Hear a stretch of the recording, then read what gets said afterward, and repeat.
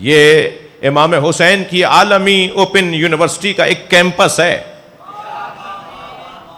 Karbala university کی بنیاد رکھی تھی امام حسین نے سن 61 ہجری میں. کربلا یونیورسٹی کے پوری دنیا میں کیمپس ہیں جنہیں امام بارگاہ کہا جاتا ہے. آنے والا یہاں طالب علم بن کر آتا ہے. یہ چھوٹا سا بچہ بھی کچھ لینے آیا ہے. کچھ نہیں صحیح کم سے کم اس مجلس سے اسے یہ ملے گا کہ جہاں کہیں دیکھے گا نا کسی عالم کو تو اس حلیے میں دیکھ کر کہے گا ہمارا عالم ہے. اسے تہذیب مل رہی ہے, اسے ادب مل رہا ہے کہ بیٹھا کیسے جاتا ہے, مجلس میں آیا کیسے جاتا ہے, مجلس میں جب فلاں ذکر ہوگا تو کیسے سبحان اللہ کہنا ہے اور کیسے نعرہ لگانا ہے اور کیسے صلوات پڑھنی ہے اور کیسے زیارت کے موقع پہ گردن جھکانی ہے اور کیسے تبرک لائن میں لگ کر لینا ہے, اور تبرک کا اگر کوئی ایک کھیرا کوئی ایک ذرہ گر جائے تو اسے کیسے زمین سے اٹھا کر آنکھوں سے لگانا ہے, تبرک کی بے حرمتی نہ ہونے پائے. جی یہ کھانا نہیں ہے, یہ تبرک ہے. کھانے تو پتہ نہیں کہاں کہاں ہوٹلوں پر ملتے ہیں, امام کے عزا خانے میں تو تبرک ملتا ہے. یہ جو یہاں سے ملتا ہے نا وہ ہمارے رزق میں اضافے کا سبب ہے. ہر شخص اپنا اپنا کردار, مکمل ایک نظام تعلیم, مکمل ایک نظام تربیت. آپ سب جوتیاں اتار کر بیٹھے ہیں, ہم مجلسوں میں جوتیاں اتار کر بیٹھتے ہیں. عزاداری تربیت کیسے کرتی ہے ایک جملے میں عرض کر رہا ہوں. ہم سب مجلس میں جوتیاں اتار کر آتے ہیں. مولا علی نے جوتیوں کا نام دنیا رکھا ہے. ہم اپنی دنیا باہر چھوڑ کر آتے ہیں. کوئی ہوگا بھائی, کوئی کتنا بھی حیثیت والا, اتنی بڑی فیکٹری کا مالک اور اتنے 1000 ایکڑ کے زمیندار, اور کوئی ہوگا سیکرٹری اور کوئی ہوگا وزیر محترم اور کوئی ہوگا گورنر صاحب, لیکن جیسے ہی وہ مجلس میں آ کے بیٹھا حسین کا فقیر ہے. ایسا ہی ہے یا نہیں؟ تھوڑی گردن ہلا دے, میری بات جاری ہے. ایک فیکٹری کا مالک بیٹھا تھا, 4000 مزدور اس کی فیکٹری میں کام کرتے ہیں.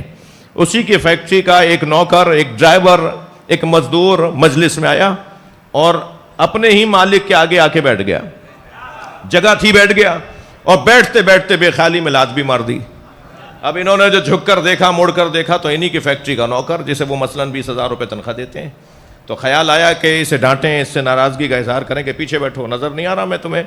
تو جیسے یہ بولنے کی کوشش کی تو فوراً مولا حسین نے ذہن میں خیال ڈالا یہ تمہارا نوکر نہیں ہے, یہ تمہاری طرح میرا فقیر ہے. یہ خود ایک نظام تربیت ہے. سب سے زیادہ پریشانی کی بات اگر کبھی آپ کو اپنے لیے لاحق ہونا تو وہ ہے تکبر. جب کبھی ہمارے دل و دماغ میں تکبر کا وائرس آئے, تکبر کا کوئی بیکٹیریا آئے, تکبر کا کوئی جراثیم آ جائے تو سمجھیں بیمار ہونے والے ہیں. اور تکبر مٹانے کا بھی ایک بہترین ذریعہ عزاداری ہے. جی صاحب مجلس کی نیاز بنوائی, وہ ٹیبلوں پہ بٹھا کر کھلانا, لائن لگ کے تبرک, ہاتھ پھیلا کے مانگنا, اس کا جو ذائقہ, اس کا جو اثر, اس کی جو روحانیت ہے, اس کو ختم کرنے میں پیسے کی فراوانی کا بڑا دخل ہے. جی ماضی والے فقیر نہیں تھے ہمارے بڑے, ہمارے جو بزرگوں نے نظام بنا کے دیا تھا وہ مسکین نہیں تھے, فقیر نہیں تھے. پیسہ ان کے پاس اس زمانے کے حساب سے بہت تھا. جی لیکن لائن میں لگ کے تبرک لیں گے, تبرک گرنے نہ پائے. اب وہ مجھے معاف کیجیے گا, وہ بوفے کیا بولتے ہیں, میں تو بولنا نہیں چاہ رہا اس لیے بولنا نہیں آ رہا. وہ معلوم ہوا کہ وہ اچھا پھر نوکر فرش بچھا رہے ہیں, نوکر جو ہے کھانا کھلا رہے ہیں. اور اب تو وہ باقاعدہ وہ جو ہوٹلوں میں جو ڈریس پہنے ہوئے ہوتے ہیں نوکر, پتہ چل جاتا ہے کہ کھانا کھلانے والا ہے, اب انہیں بلایا جاتا ہے. اب وہ جو مجلس کے بانی اور میزبان ہیں وہ آواز لگا کے کہتے ہیں نہیں یہ کھلا دو, انہیں وہ دے دو, ادھر پہنچاؤ, ادھر پہنچاؤ. تم خود کیا کر رہے ہو بھائی؟ یہ نوکر تو بڑا سیانہ ہے, آپ سے پیسے بھی لے گا, حسین سے شاباش بھی لے گا. آپ اپنا موقع ضائع کر رہے ہیں. یعنی وہ بانی اپنا موقع, اور اب ایک بہترین موقع اس سے ملا تھا کہ فرش کو خود سیدھا کرتا, عزاداروں کی جوتیاں خود سیدھی کرتا, خود کھڑے ہو کے تبرک تقسیم کرتا, کرواتا, ساتھ دیتا ان کے. یہ بہترین موقع ہے جو یہ اپنے ہاتھ سے جانے دے رہا ہے. اب نہیں معلوم دوبارہ کب یہ موقع اسے نصیب ہوگا.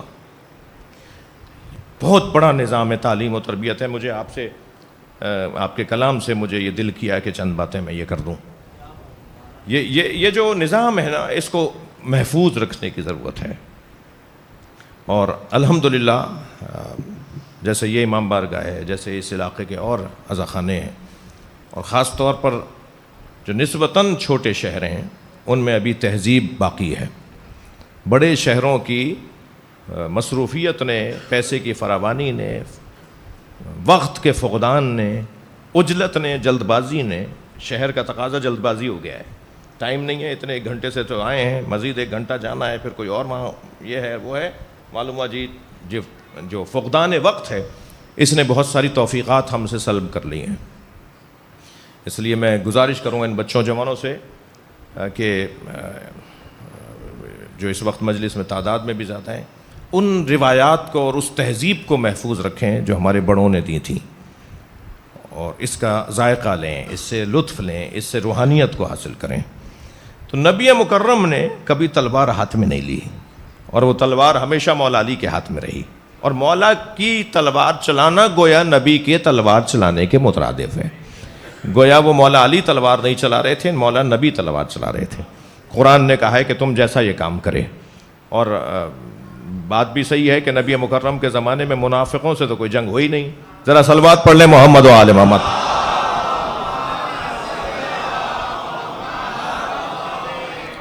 توجہ ہے نا حضرات؟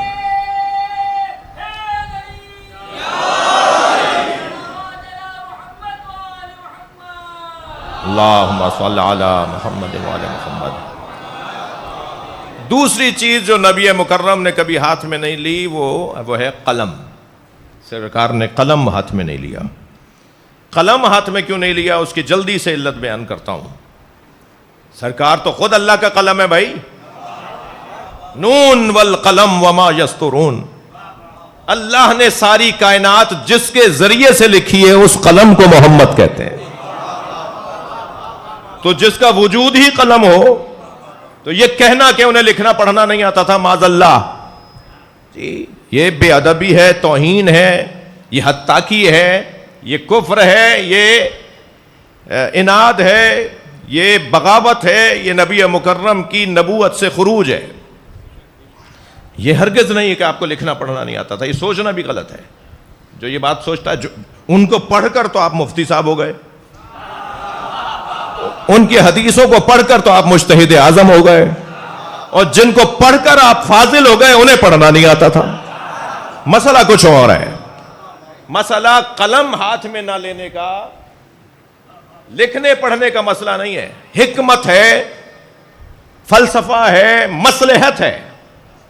اب وہ کیا مصلحت ہے؟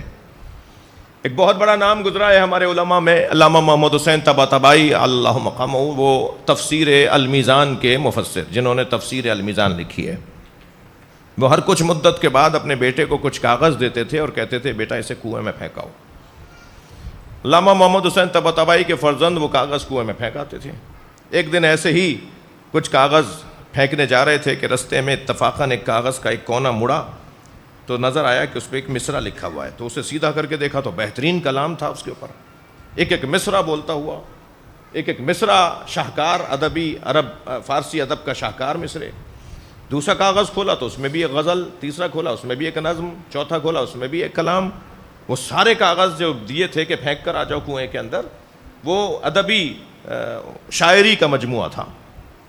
یہ واپس لے آئے اور ابا سے کہا کہ ابا یہ آپ نے مجھے کہا تھا کہ کنویں میں پھینک کر آ جاؤں، تو شاید کوئی اور مجھے پھینکنا تھا، یہ آپ نے مجھے یہ دے دیا۔ کہنے لگا نہیں بیٹا، جو میں نے دیا تھا وہی ہے، تم کیوں نہیں پھینک کر آئے؟ کہا بابا اتنا اچھا کلام میں کیسے پھینک دوں؟ کہا وہ جو پہلے پھینکے، وہ جو پہلے میں نے تمہیں دیے تھے وہ بھی تو یہی تھے۔ تو تعجب اور بڑھ گیا، کہنے لگے ابا اتنا اچھا کلام، کہنے لگے تمہیں نہیں پتا میں تفسیر قرآن لکھ رہا ہوں، اگر تفسیر قرآن کے ساتھ میرا دیوان بھی آئے گا، میری غزلیں بھی آئیں گی، تو پھر اللہ کے کلام کے ساتھ میرے کلام کا ذکر آئے گا۔ میں چاہتا ہی نہیں ہوں کہ میرے کلام کا ذکر آئے، بس کلام ہے تو اللہ کا ہے۔ نبی مکرم نے قلم ہاتھ میں اس لیے نہیں لیا کہ اگر ایک مرتبہ بھی کوئی آپ کو لکھتے ہوئے دیکھ لیتا تو یہ کہتے قرآن انہوں نے لکھا ہے۔ اللہ کا کلام ہے، اللہ ہی کا رہے۔ صلوات پڑھیں محمد و آل محمد۔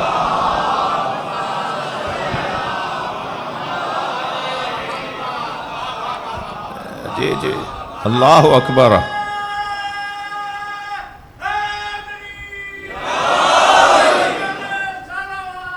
اللہم صلی علی محمد و آل محمد.